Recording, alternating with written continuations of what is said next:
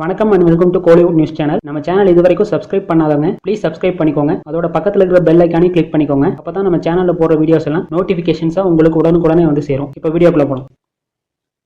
இந்த வீடியோவில் good bad ugly படத்தோட நியூ அப்டேட்ஸ் பற்றி தான் பார்க்க போகிறோம். விடாமுயற்சி படத்தை தொடர்ந்து நடிகர் அஜித்குமார் அடுத்ததாக குட் பேட் அக்லிங்கிற படத்தில் ஹீரோவாக நடிக்கிறாரு. இந்த படத்தை மார்க் ஆண்டனிங்கிற படத்தை டைரக்ட் பண்ண இயக்குனர் ஆதிக் ரவிச்சந்திரன் தான் இந்த படத்தையும் டைரக்ட் பண்ணுறாரு.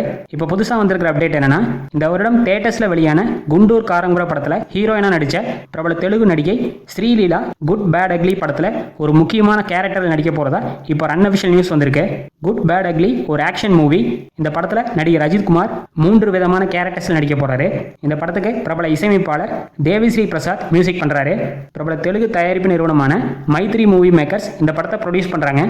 குட் பேட் அக்லி படத்தை நெக்ஸ்ட் இயர் 2025ல பொங்கல் ஸ்பெஷலா தியேட்டர்ஸ்ல ரிலீஸ் பண்ண போறதா ஆல்ரெடி அஃபிஷியலா அனௌன்ஸ் பண்ணிட்டாங்க.